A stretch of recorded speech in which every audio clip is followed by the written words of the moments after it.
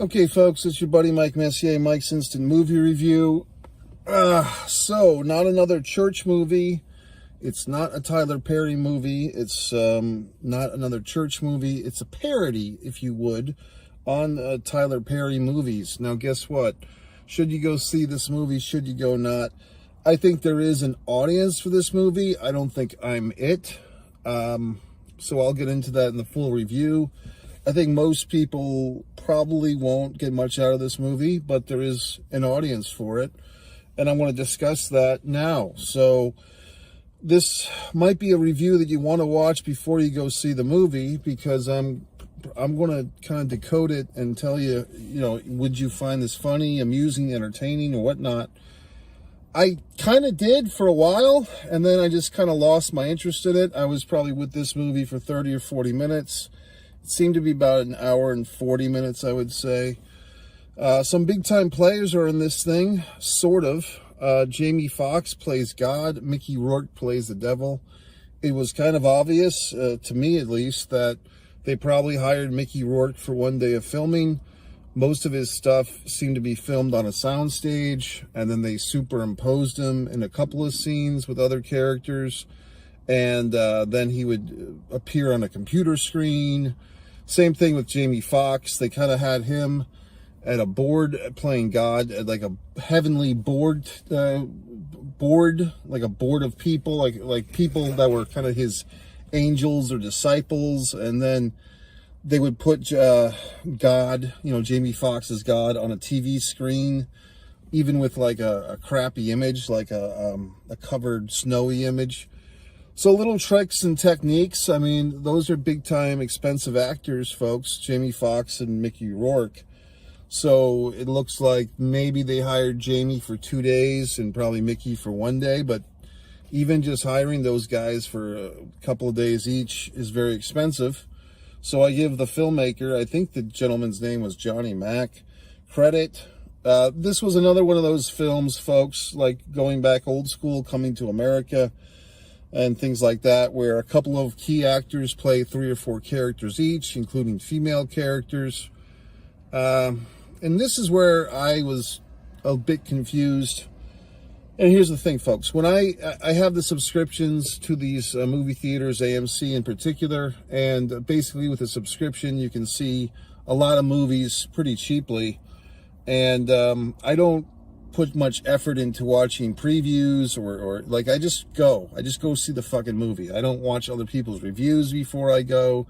I might watch a preview, but even if if I haven't seen the preview in the actual theater, if I'm watching the preview on my phone, if I get a few seconds into the preview and it looks exciting or it looks like I want to see this movie, I'll just go see it, because I don't want the preview to give away all these key points that a lot of times previews do. In their effort to tempt you to go see the movie, a lot of times previews, in my opinion, give away too much as far as storyline and so forth. With this one, I just thought what I saw was good old-fashioned Madea, Tyler Perry's Madea character. I thought I was looking at Madea, so I wasn't. I thought I was going to go see a fucking Tyler Perry movie. I was in this goddamn movie for about 20 minutes before I realized this is not a Tyler Perry movie. That's not Tyler Perry.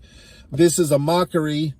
And even at that point, I thought, is this like an officially endorsed Tyler Perry movie? Is he mocking himself? Because early on, there's a character named Taylor Farry. That's how it's pronounced, Pharry. So they're obviously, as it turns out, they're mocking, I believe Tyler Perry is bisexual, or he's talked openly about being molested as a child, so or both. And so it seemed like this movie was kind of, in my opinion, going a little bit out of bounds. If the guy was the victim of sexual abuse as a kid, and now you're calling him Tyler Farry or Taylor Farry, I thought that's a little, I don't know if that's in good taste for comedy. I mean, not to be the fucking comedy police or whatever the fuck, but still, I don't know. I mean, it really felt like whoever made this movie, whether it's Johnny Mac or whoever the fuck made this thing, they have a real hard-on in a negative way for Tyler Perry. They really don't like the guy. It didn't seem like a good-natured rib, like a good-natured joke amongst friends. It seems like there was some type of business background, some type of deal went wrong between these folks who made this movie against Tyler Perry, because it seemed very mean-spirited for the most part, at least to my eyes, okay? And I'm not in the inner circles of these folks. Kind of wondering, you know, in some regard, I can understand Mickey Rourke doing this thing for the paycheck. I'm a little surprised that Jamie Foxx was in this movie, to be honest with you, because it kind of seems like slumming for Jamie Foxx, quite frankly. What else? The camera work was atrocious at times in this movie.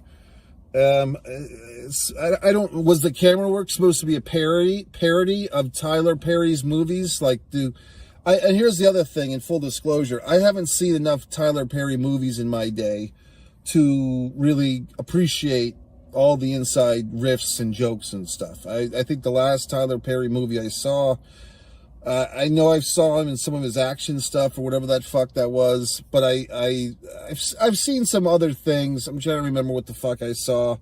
You know, the guy fucking a wife, fucking some other chick or whatever the fuck, fucking a white woman and not his wife. I think I saw that one, whatever that was called. That'd be a good title, fucking a white woman and not my wife. But basically,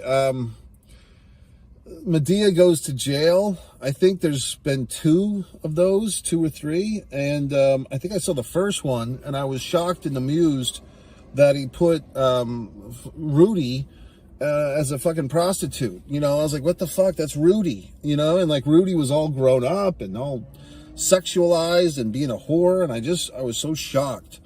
So, but that's 20 fucking years ago. So here with this movie, there's a lot of references to Tyler Perry movies, obviously. Some even I could get with my limited knowledge of the Tyler Perry universe or whatever the fuck. But the ones that I got, I don't know if they were just funny or just references. You know what I mean? Like there was a lot of references to, we do all these movies are going to be in jail. You know, okay.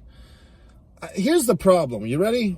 Tyler Perry movies, I guess at least the Madea ones, are kind of parodies in the first place. You know, like Madea, in my interpretation, is Tyler Perry kind of mocking, you know, the big Southern grandma lady who cooks all the fucking brownies and chicken and makes everybody happy and has the sweet potato pie at the fucking picnic, but then she's talking shit about the whole family. So Madea is like a parody of the culture, as they say, okay?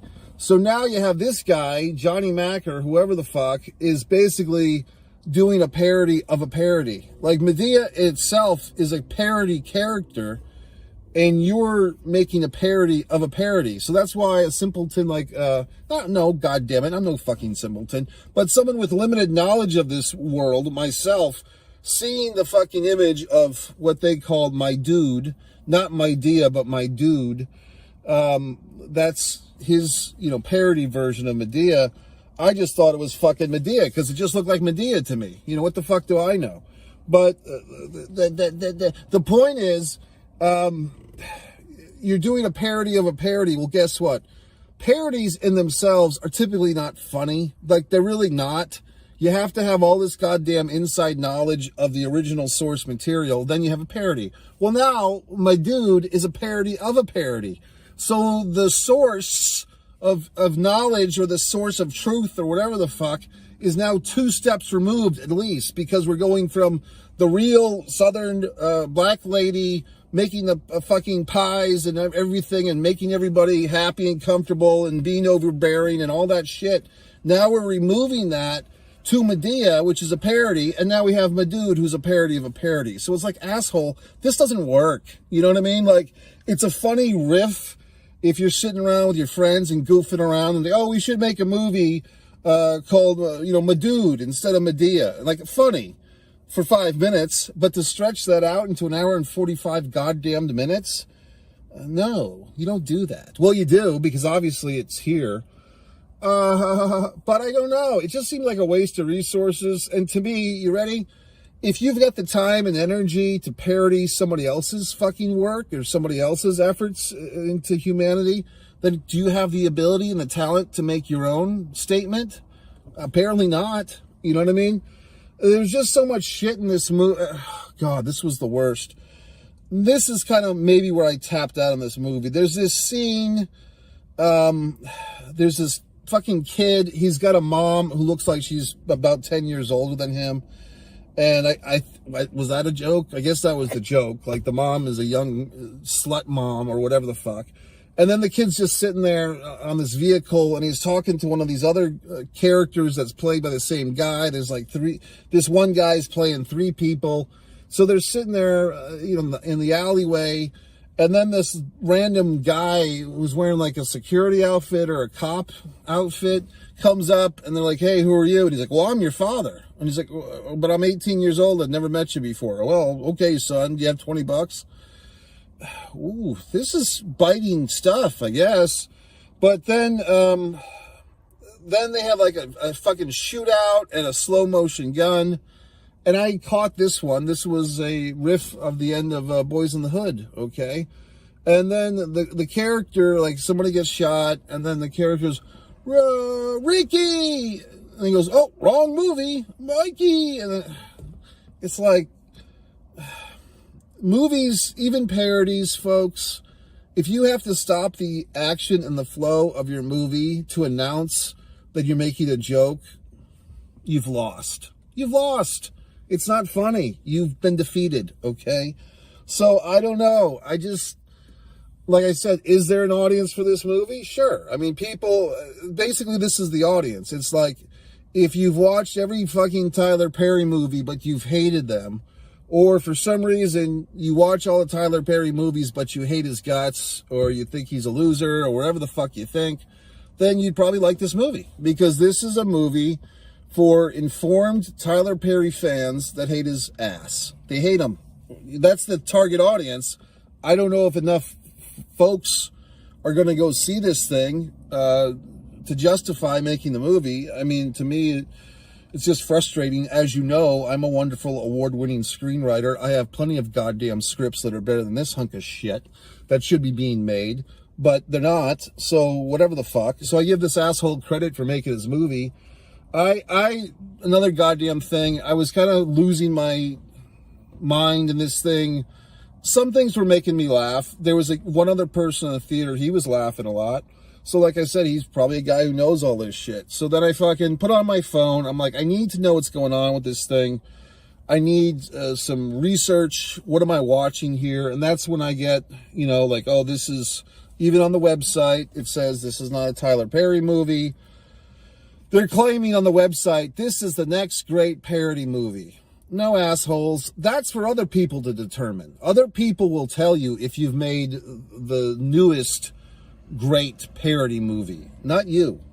The title, like, it's a riff of, I think the late 90s, Not Another Church Movie. Was it Not Another Scary Movie? Was that it? Or Not Another Teen Movie, or whatever the fuck.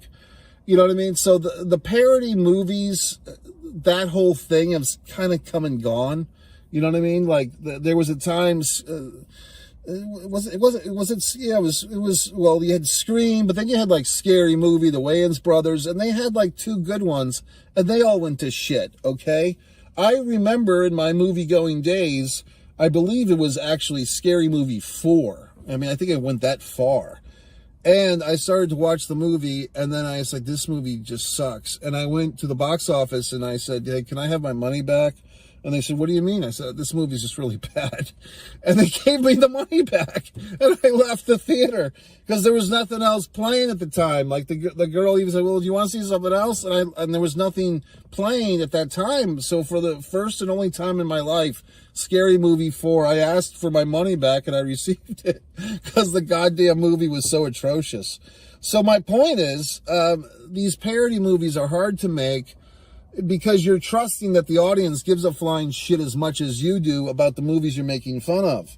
That's why I said, that there's probably some audience for this thing, because there probably are people, just like there's smart wrestling fans, people who watch wrestling but hate what they're watching, or they're smart Star Wars fans, or they're smart DC and Marvel Comic Universe fans. They watch all the movies, they hate them, you know, they analyze them, they get all worked up about them, and of course, if every asshole who had an opinion was making movies, there'd be a lot of assholes making movies, okay? So, but for me, it's just like, I don't know, I just see this lack of resources. Oh yeah, let me get back to the camera work. Unless this was supposed to be some fucking parody or insult towards the Tyler Perry camera work, I thought it was just a thing when, like, one actor was playing Madood and then the regular version, and he's kind of in the same shot. Then you have like all these over-the-shoulder shots and really tight close-ups on the back of the head. But then that just became like the norm. Like, there was plenty of scenes where Madood was walking around and the other character played by the same actor wasn't in the same shot, and they're just having like the shot from behind, so you see the back of Madood's head, and I'm like, okay, what's going on here? Like, this was not good cinematography at all. So I mean, unless, like I said, if that was like some deep dive parody of Tyler Perry, then God bless you. But for me, it just looked like shit. It just looked like whoever the cinematographer was just half-assed, just not even adequate. I mean, there's some movies you go see and you don't think about the cinematography, and that's probably the best thing, because that means that the cinematography is servicing the story, not the story servicing the cinematography. Then there's other movies that people, make a milkshake about because they're so wonderful cinematography, you know what I mean? And sometimes those movies are just relying on the good cinematography to coast through an otherwise not so great movie. This one, it's like the cinematography is not servicing the story. It's just jumping out as being bad, like not professional, not even average, but just like bad. Okay. And like I said, the whole thing with like, oh, we've got Mickey Rourke. Oh, we've got Jamie Foxx. Okay. You paid both of these. You probably paid Jamie Foxx for 2 days, which is a hell of a lot of money, even for 2 days. And probably Mickey Rourke you paid for a day. And, a decent chunk of change going to those guys, but you're not paying them like a fucking DC Universe salary or whatever the fuck. You're not paying like the Iron Man 2 Mickey Rourke bill by any means. Anyway, so that's it, folks. Those are my thoughts. A good, I don't know, I was going to say a good try, but I mean, I just feel like something like this, the stuff that I understood was so mean-spirited, making fun of this Tyler Perry guy, whatever his deal is, if he's gay or bisexual, or he was molested as a child, or whatever the fuck. His relationship with Oprah Winfrey, I mean, this character was kind of funny. Oprah Windfall was a direct insult, parody, as they say, to Oprah Winfrey. And like having God's cell phone number and stuff. I thought that stuff, I mean, it had potential and it was kind of funny in some regard. But like I said, you have to be deep into this shit to really get any of these jokes. And I guess I have one toe in the ocean of information about this stuff. But I just really felt like, okay, this gentleman, Johnny Mac, really fucking hates Tyler Perry's guts. He can say that it's a parody and it's a good-natured romp, but not really. I mean, it's a hit piece. It's basically what it is. It's a self-destruction of Tyler Perry movie. It's, let me shit all over this guy, his sexuality, his career, his livelihood, whatever he's accomplished. Let me just take an hour and 45 minutes drizzling shit on this guy's life and career and call it my movie. Okay, good for you. One thing that was interesting was towards the end of this thing, he's like, the Taylor Ferry character is showing how he's like squeezing an intern for the screenwriting. And I thought that was kind of funny. Like, that was funny. Oh, you ready? The courtroom scenes, I believe it was Vivica A. Fox. Was that her as the fucking judge? Not Gabrielle Union, Vivica A. Fox, who I've always enjoyed her. But obviously all those courtroom scenes were filmed in one day, which is fine. The typing person, whatever the fuck, I think she was wearing the same outfit for both, or like 2 or 3, courtroom scenes. It takes, 10 minutes to change her out into a different outfit. They couldn't be bothered to do that. Also, there was this giant HD TV in the courtroom. And you're saying, well, so what? Here's a little new fucking pet peeve of mine with these movies, folks. If you go to a movie, you see a movie or a TV show, and there's like a scene where there's a giant HD TV in the picture. Like, you're watching the movie, but in the background, there's this giant HD TV that's not plugged in. There's nothing on the screen. It's just there. It's entirely distracting. It's hack. So for whatever the fuck reason, there's this giant, like, 96-inch HD TV in the courtroom, and maybe there's a reason for that in real courtrooms. I don't know. I don't get arrested all the time, okay? But for me, it's just an eyesore. It's like you're taking up, in the film that I'm watching, there's another screen, a screen within a screen that has nothing on it. It's serving no purpose. And it's not cinematic. It's not cinematic to have a giant fucking turned off, powered off HD TV in the middle of your shot.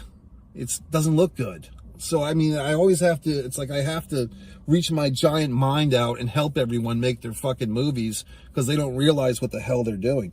Same thing with this horse shit, folks. When you fucking make a movie and you have text bubbles on screen, so goddamn lazy, okay? Oh, the characters are texting, so here's the text bubbles on the fucking screen so you can read along. Well, Jiminy horse shit on a stick. I could have stayed home. Who gives a fuck? I mean, the texting on screen is atrocious. It's god fucking awful. So I don't know what to tell you. Actually, I don't think this movie did a whole lot of that I remember. But just the HD TV fucking thing, it's god awful. It really is. Oh, for Christ's sakes. So I don't know. I mean, I don't know. I really don't. I mean, just the Mickey Rourke character just magically superimposed into the fucking men's room scene. It's like, okay. You know, it just reeked of like cost cutting and laziness and horse shit and inside jokes that no one's going to give a fuck about.